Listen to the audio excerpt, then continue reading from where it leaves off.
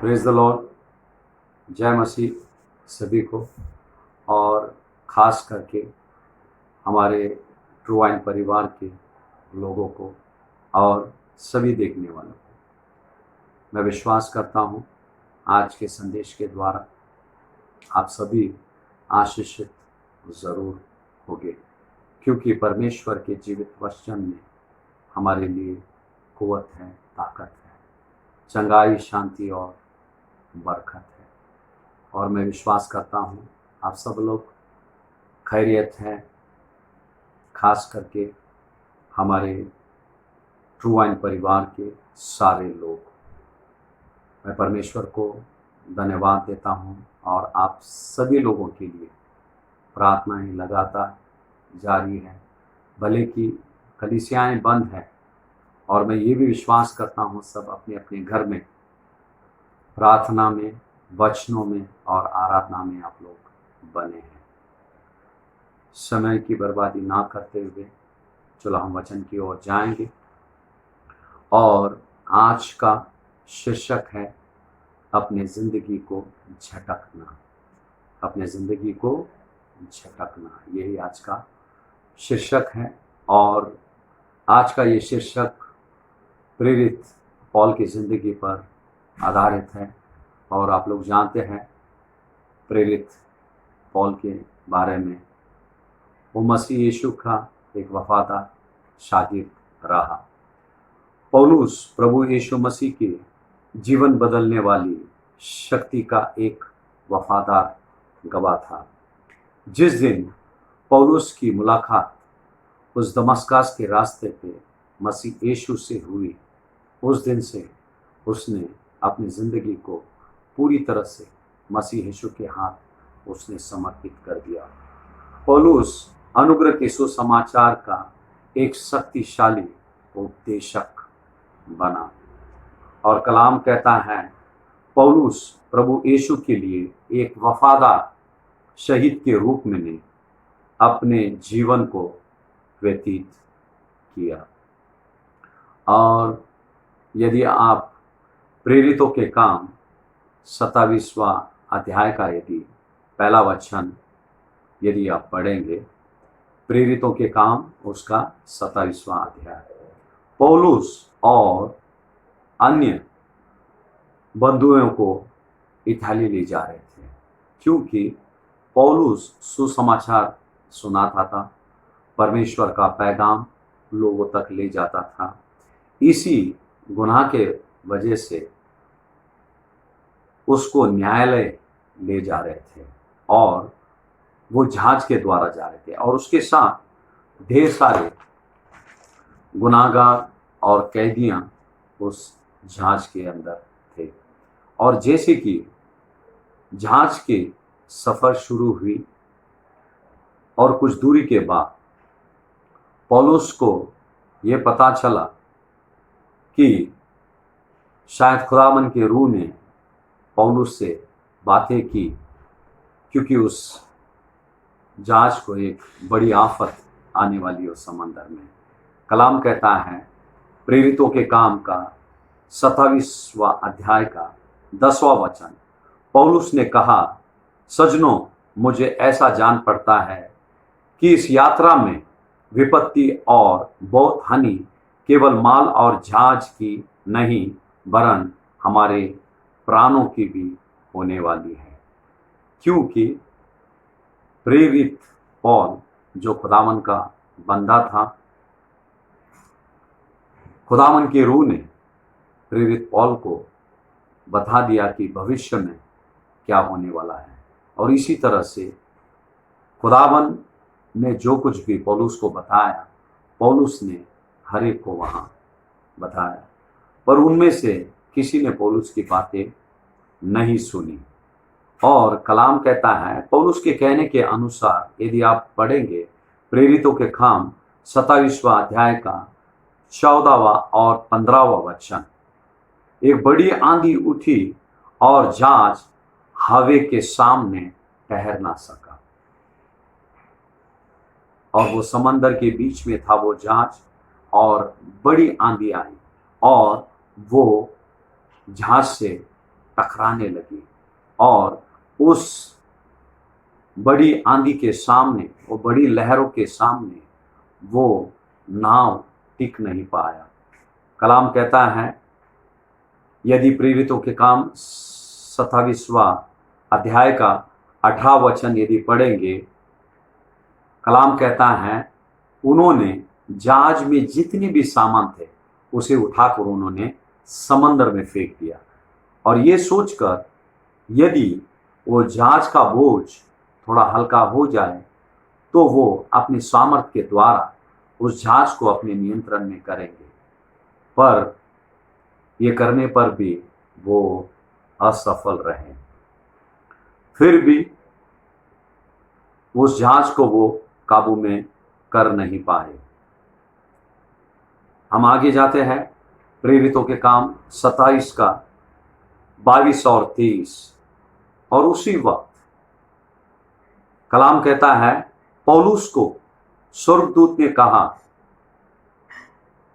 सारा माल का नाश होगा, जहाज का नाश हो जाएगा, पर किसी प्राण को, और जितने भी लोग उस जहाज में हैं उन्हें कोई हानि नहीं पहुंचेगी।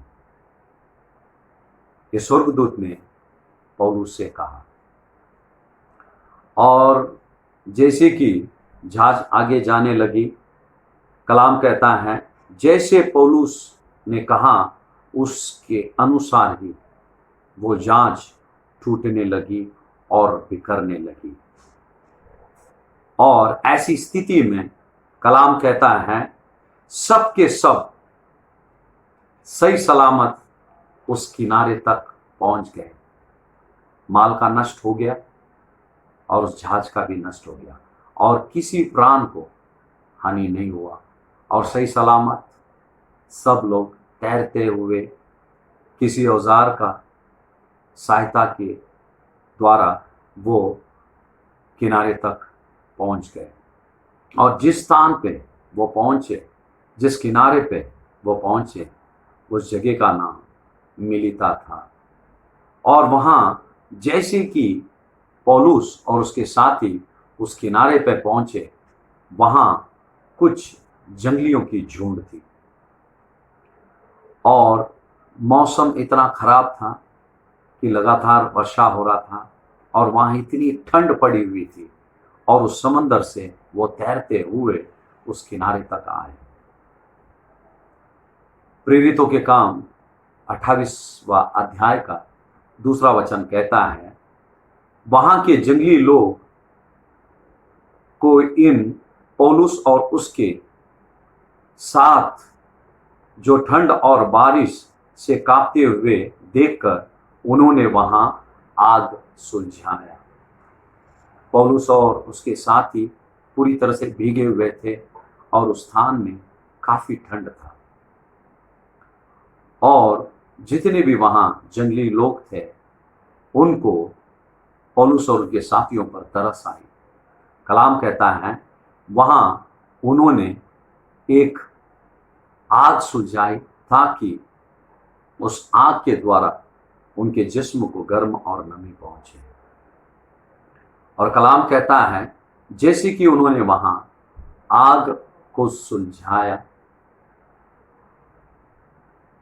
प्रेरितों के काम 28:3 कहता है, जब पौलुस ने लकड़ियों का गट्टा बटोर कर आग पर रख दिया, और जैसे कि उसने लकड़ियों के गट्टे को बटोर कर उसने आग पर रखा, तो एक सांप उस आग के उस लकड़ी के गट्टे में से निकलकर पौलुस के हाथ में लिपट गया। सांप पौलुस के हाथ में लिपट गया। और कलाम यह कहता है कि जो जंगली लोग थे वहां, वो ये सोचने लगे कि सचमुच पौलुस एक गुनहगार है, वो कातिल है, इसीलिए भले कि उस समंदर से वो बच गया, पर यह सांप उसकी जिंदगी को पूरी तरह से तबाह कर देगी। मेरे प्यारों, जबकि वो जानते नहीं थे कि पौलुस कौन है और जीवित परमेश्वर यीशु मसीह का कितना वफादार शागिर्द है।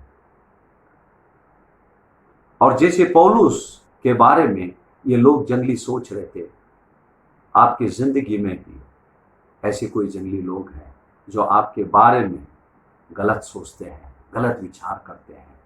जैसे पौलुस के बारे में उन्होंने गलत विचार किया। वो सोच रहे थे ये कातिल है इंसान, भले कि समंदर ने इसकी जान को बख्श दिया, पर यह सांप इसकी जिंदगी को नहीं बख्शेगा, इसे पूरी तरह से खत्म कर देगा।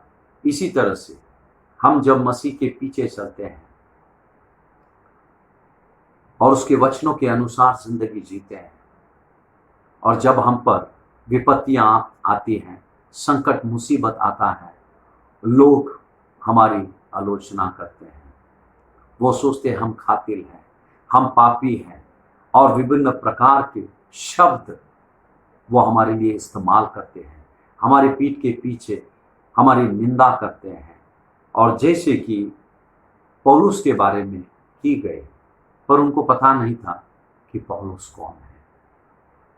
पौलुस कौन है उनको पता नहीं था। यीशु मसीह को पता था कि पौलुस कौन है। और मेरे प्यारों, यदि कोई आपका आलोचना कर रहा है, आपका निंदा कर रहा है, आपको गलत नाम से वो पुकारते हैं, उनकी ओर ध्यान मत देना। अगर उनकी बातों की ओर यदि आप ध्यान देंगे तो आपका जो लक्ष्य है, आपका जो मकसद है परमेश्वर के लिए, आप कभी वो पूरा नहीं कर पाएंगे। इन चीजों से कौन बचा? मूसा इतना वफादार था, दीन और नम्र इंसान था।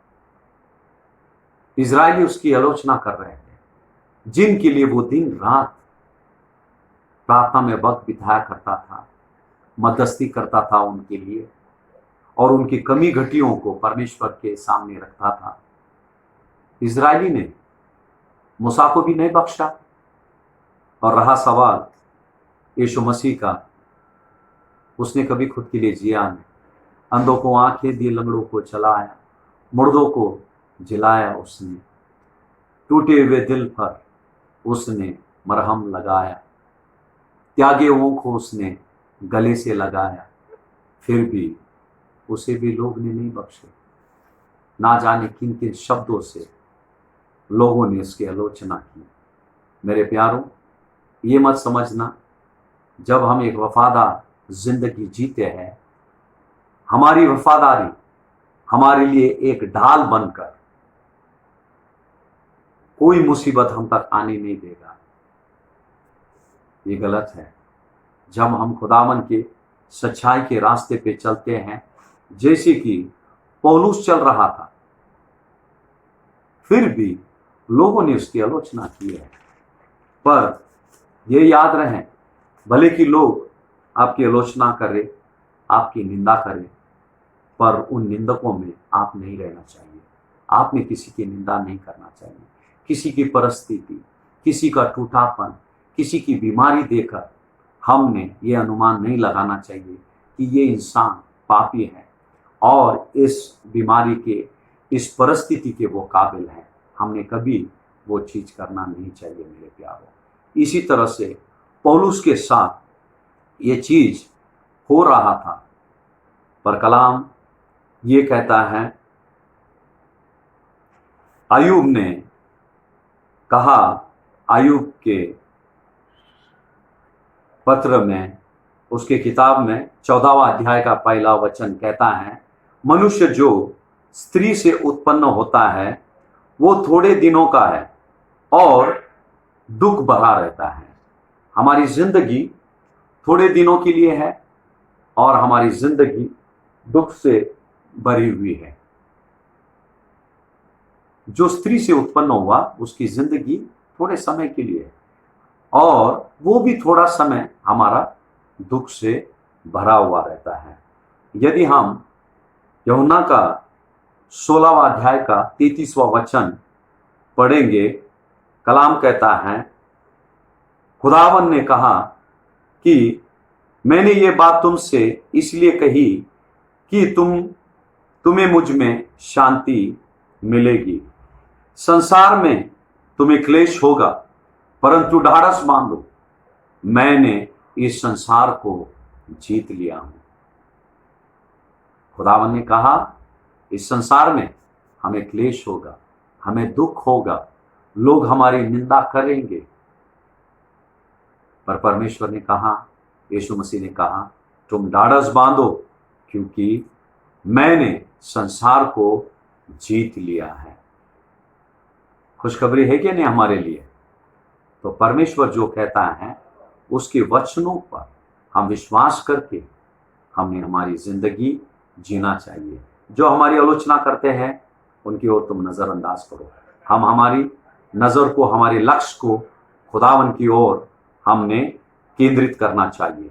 देखो, अब लोग, वो जंगली लोग ना जाने क्या क्या पौलुस के बारे में सोच रहे थे। कलाम कहता है मत्ती 28:18 में यीशु ने उनसे कहा कि स्वर्ग और पृथ्वी का सारा अधिकार मुझे दिया गया। स्वर्ग और पृथ्वी का सारा अधिकार यीशु मसीह को दिया गया और हम उसी यीशु मसीह के शागिर्द हैं, उसी यीशु मसीह के बच्चे हैं, उसी यीशु मसीह के खूने खरीदे हुए लोग हैं। और आगे हम जाएंगे प्रेरितों के काम 28वां अध्याय का 4वां वचन। जब उन जंगलियों ने सांप को उसके हाथ में लटकते हुए देखा तो आपस में कहने लगे, सचमुच ये मनुष्य हत्यारा है कि यद्यपि समुद्र से बच गया तो भी न्याय ने जीवित रहने नहीं दिया। जैसे कि अभी मैंने कहा, वो पौलुस के बारे में ना जाने क्या क्या सोच रहे थे। और यहाँ बहुत खूबसूरत वचन है। कलाम कहता है अगले वचन में, प्रेरित का 28वां अध्याय का 5वां वचन, तब उसने सांप को आग में झटक दिया। सांप पौलुस के हाथ में लिपटा हुआ था, अब पौलुस की जान को लेने पर है और पौलुस ने देर ना करते हुए उस सांप को उसने उस अग्नि में झटक दिया। अग्नि में झटकने के बाद उस सांप के साथ क्या होगा? वो जलकर पूरी तरह से भस्म हो जाएगा। मेरे प्यारों, आपकी भी जिंदगी उस सांप की तरह, जैसे वो सांप पौलुस के हाथ में लिपटा हुआ था, शायद आपके जिस्म से रोग लिपटा हुआ है। ये समय है आपको आपके रोग को विश्वास से आप आपके शरीर से इसी वक्त उस पवित्र आत्मा की अग्नि में झटको, ताकि आपका रोग जलकर भस्म हो जाए इसी वक्त, मसीह यीशु के नाम से। ये मेरा विश्वास है और यदि आप विश्वास करते हो, इसी वक्त आपकी जिस्म की सारी बीमारियां जलकर पूरी तरह से राख होगी। और केवल आपकी बीमारी नहीं, आपकी जिंदगी की हर एक पीड़ा, हर एक गंदी आदत है, यदि कोई अजगर का आत्मा आपकी जिंदगी के साथ खिलवाड़ कर रहा है, आपकी जिंदगी को लिपटा है, आपके परिवार को लिपटा है, इसी वक्त मसीह यीशु के नाम से उस अजगर को इसी वक्त उस पवित्र आत्मा की अग्नि में इसी वक्त झटक दो। झटकने का काम आपका है। उसके बाद उसी सांप को, उसी अजगर को जो आपकी जिंदगी से लिपटा है, आपके परिवार से लिपटा है, आपके कामकाज से लिपटा है, आपके बरकत से लिपटा है, इसी वक्त पवित्र आत्मा की अग्नि उसे जलाकर पूरी तरह से राख हो जाएगा। आप पूरी तरह से आजाद हो जाएंगे हर एक बंधन से। कलाम कहता है जिसे बेटा आजाद करता है वो यकीनन आजाद हो जाता है। क्या आपके दिल में कोई डर छाया हुआ है? अब चारों तरफ बंद है इस कोरोना वायरस की महामारी जो फैल रही है, आपके दिल में दहशत फैली होगी। भविष्य कैसा होगा, अगला दिन कैसा होगा, हमारी जिंदगी आगे कैसी चलेगी, यदि वो डर है आपके जहन में, इसी वक्त उस डर को भी उस अग्नि में झटक दो। कलाम कहता है मत्ती के अध्याय में खुदावन कहता है, उड़ते हुए पक्षियों को देखो, ना तो वो बोते हैं, ना तो वो काटते हैं, ना तो वो अपनी भंडार में इकट्ठा करते हैं, फिर भी परमपिता उन्हें खिलाने नहीं भूलता। मेरे बेटे, मेरी बेटी, तुझे खिलाने वो परमपिता कैसे भूलेगा। उस पर विश्वास रखो, वो यकीनन आपकी हर एक कमी घटी को वो पूरा करेगा। हमें चिंता करने की जरूरत नहीं है। जैसे कि कलाम कहता है इब्रानी 13:5 में, मेरी बेटी, मेरे बेटे, मैं तुझे कभी भूलूंगा नहीं, मैं तुझे कभी छोड़ूंगा नहीं, कभी त्यागूंगा नहीं। वो परमेश्वर सदैव तुम्हारे साथ में है। अब जैसे कि पौलुस ने उसके हाथ में लिपटी हुई सांप को उसने झटक दिया, इसलिए मेरे प्यारो, यदि आपको पता चलता है बीमारियां आपके जिस्म में आ रही है, वक्त मत लगाओ, वक्त मत लगाओ। इससे पहले कि वो बीमारी आपके जिस्म में जड़ ले, इससे पहले कि वो नशीला पदार्थ आपके जिस्म में जड़ ले, इससे पहले कि वो गंदी आदत आपकी जिंदगी में जड़ ले, उसे पूरी तरह से झटक दो पवित्र आत्मा की अग्नि में और उसे कहो, इसे जला कर दो, भस्म कर दे। फिर से वो आपकी जिंदगी में कभी नहीं उगेगा। मेरे प्यारों, कलाम कहता है मरकुस का 16वां अध्याय का 18 वचन कहता है, यदि हम सांप को भी उठा लेंगे और यदि हम नाशक वस्तु भी यदि हम पी लेंगे, उसका कोई बुरा असर हम पे नहीं होगा, हम पर नहीं होगा। उसी तरह से जैसे पौलुस के हाथ में वो सांप लिपट गया, सांप इसलिए लिपटा कि पौलुस की जिंदगी को तबाह करने के लिए, और शैतान को पता था सांप किसे दर्शाता है, शैतान को दर्शाता है, और उसकी यही मर्जी थी कि पौलुस की जिंदगी को तबाह करके उसने जो परमेश्वर यीशु मसीह का जो सेवकाई कर रहा था, उसका सेवकाई अधूरा रह जाए। पर पौलुस ने धाड़स बांधा और उस सांप को उस अग्नि में झटक दिया। हम आगे पढ़ेंगे क्या लिखा है।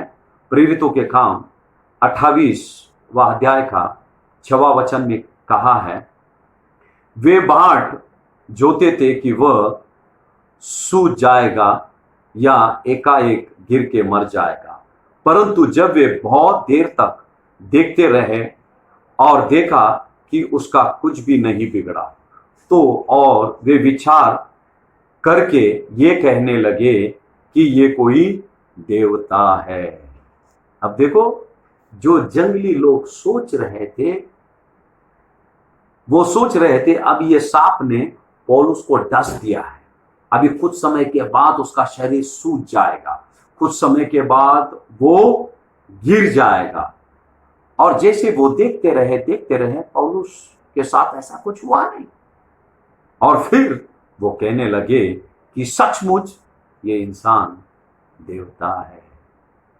उसी तरह से जैसे दुश्मन आपका नाश का इंतजार कर रहे हैं, मेरे प्यारों, खुदावन कभी आपका नाश होने नहीं देगा, आपको कभी बर्बाद होने नहीं देगा। जिसने वो सलीब पर खुद को लुटा दिया, जिसने अपनी जान दे दी, कोई आपका जान नहीं ले सकता है। मेरे प्यारों, आप खुदावन के पवित्र हाथ में, आप और आपके परिवार, आपका कामकाज, आपका बिजनेस, आप यीशु मसीह के सामर्थ्यशाली हाथों में आप पूरी तरह से सुरक्षित हैं। घबराइएगा मत।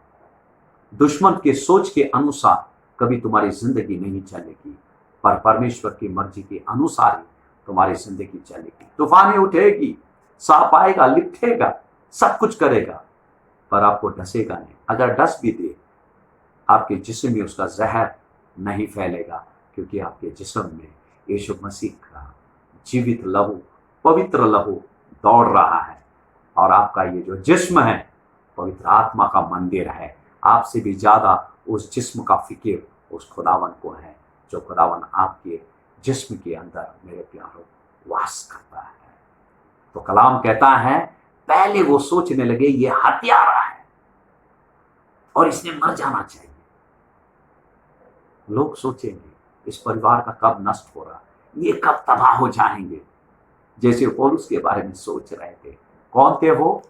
जंगली लोग, आपके आजू बाजू में, आपकी रिश्तेदारी, उनका भी बर्ताव ऐसा रहेगा, आपका बर्बादी का वो इंतजार करते हैं। पर खुदावन आपको कभी बर्बाद होने नहीं देगा, आपको आबाद करेगा। शैतान और उसके सारे लोग आपका तबाही का इंतजार कर रहे हैं, पर खुदावन आपसे कह रहा है, मेरी बेटी, मैं तेरा गवाही का इंतजार कर रहा हूं। और खुदावन आपकी तबाही नहीं, आपको एक जीवित गवाही बनाकर आपका इस्तेमाल करेगा। परिस्थिति को मत देखो, परमेश्वर के वचन पर विश्वास रखो, और खुदावन यीशु ने उस सूली पर अपने पूरे किए हुए काम पर आप पूरी तरह से विश्वास करो। आपके लक्ष्य को आपके मंजिल की ओर केंद्रित करो। निंदक, आलोचना करने वालों की ओर आपका कान मत लगाना, आपकी नजरों को उनकी ओर नहीं लगाना। कलाम कहता है, एक आखिरी वचन हम लेंगे, जैसे कि ये जंगली कहने लगे, अरे ये तो कोई देवता है। एक आपको मैं रहस्यमय बात आपको प्रकट करूंगा इस वचन के द्वारा, कि हम सब कौन है मालूम है? हम सब प्रभु है। हम सब कौन है? प्रभु है। हम सब देवता है।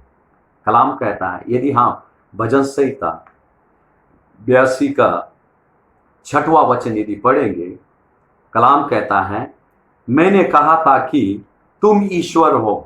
परमेश्वर कहता है, हम सब कौन है? ईश्वर है। हम कौन है? ईश्वर है। हम सब प्रभु है। कलाम कहता है, भजन संहिता 82 82:6 कहता है, मैंने कहा था कि तुम ईश्वर हो और सबके सब परम प्रधान के पुत्र हो। हम गीत गाते हैं ना, राजाओं का राजा है। राजाओं का राजा कौन है? हम सब राजा है। हम सब राजाओं का वो राजा है। प्रभुओं का प्रभु कौन है? हम सब छोटे छोटे प्रभु है। हमारा बड़ा प्रभु, प्रभुओं का प्रभु वो है, क्योंकि यीशु मसीह को छोड़ दूसरा कोई प्रभु नहीं है। लोग सोचते हैं दूसरे जो प्रभु है उनका प्रभु है, वो प्रभु है ही नहीं है। प्रभु तो है तो हम हैं। कलाम कहता है कि हम कौन है? उस परम प्रधान के हम पुत्र हैं। और यदि हमारा परम प्रधान प्रभुओं का प्रभु है तो हम प्रभु हैं। हम राजा हैं, राजाओं का राजा हमारा परमेश्वर है। तो आप कौन है? राजा है। आप कौन है? प्रभु है। वो कौन है? राजाओं का राजा है और प्रभुओं का वो प्रभु है। मेरे प्यारो, किसी चीज का चिंता मत करो। हम प्रार्थना करेंगे, सभी आंखें बंद करेंगे, हम प्रार्थना में जाएंगे। खुदावन बाप, हम तुझे धन्यवाद देते हैं। मेरे अनुग्रह भरा परमेश्वर, हम तुझे धन्यवाद देते हैं। आज का जो जीवित वचन तूने हमारे बीच लाया, हम विश्वास करते हैं तेरे जीवित वचन के द्वारा मेरे खुदा हर एक देखने वाले आशीषित हुए हैं। और जितनों ने विश्वास से अपनी पीड़ा, अपनी बीमारी, अपनी गंदी आदत है, अपनी तलब को मेरे खुदावन तेरे पवित्र अग्नि में जितनों ने झटके मेरे परमेश्वर, वो सब मसीह यीशु के नाम से जल के भस्म हो जाए। और खास करके जितने भी लोग अंधकार के बंधन में जकड़े हुए, मैं दुआ करता हूँ हर एक बंधन जलकर नष्ट हो जाए मसीह यीशु के नाम से। मसीह यीशु के नाम से मैं धन्यवाद देता हूँ। मैं विश्वास करता हूँ जैसे पौलुस ने उस सांप को झटका, मेरे परमेश्वर तेरे बच्चों ने झटके हैं और फिर से खुदावन वो सांप उनकी जिंदगी में कभी हानि नहीं पहुंचाएगा। मेरे परमेश्वर, मैं धन्यवाद देता हूँ, मैं धन्यवाद देता हूँ। मैं विश्वास करता हूँ मेरे परमेश्वर, हमारी की हुई हर एक प्रार्थना की ओर तूने कान लगाया है। मैं दुआ करता हूँ मेरे खुदा, हमारे हर एक बच्चों को इस फैलती हुई महामारी से तू बचाए।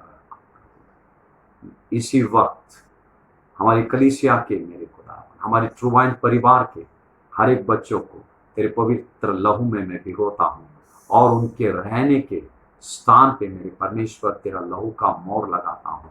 तेरे अग्नि के दीवार को उनके घर के चारों ओर तो लगा, और तेरे स्वर्गदूत को मेरे परमेश्वर उनके चारों ओर तो तैनात कर मेरे परमेश्वर। मैं धन्यवाद देता हूँ उनकी हर एक कमी घटी तो पूरा कर मेरे परमेश्वर। फिर से एक बार हर एक के जिस्म जानवरों को हम तेरे पवित्र हाथों में देते हैं, और हर एक की जिंदगी को फिर से हम तेरे पवित्र हाथों में समर्पित करते हुए प्रार्थना विश्वास से मसीह यीशु के नाम से करते हैं, सुन पिता, आमीन। मैं विश्वास करता हूँ आज का वचन सबके लिए एक आशीष का बड़ा कारण बना है, और मेरे यही गुजारिश है हर एक से अपने अपने घर में ही रहकर हम प्रार्थना वचनों में हम बढ़ते रहें, और बहुत ही जल्द हम परमेश्वर के भवन में मिलेंगे। मैं विश्वास करता हूँ आप सभी लोग प्रार्थना में बने हैं, मैं विश्वास करता हूँ, और ख़ास करके मैं ज़्यादा उम्मीद हमारे ट्रू वाइन परिवार से करता हूँ, और बहुत ही जल्द एक नए संदेश के साथ हम फिर से मिलेंगे। तब तक सभी को प्रेज़ द लॉर्ड, जय मसीह की, शालोम।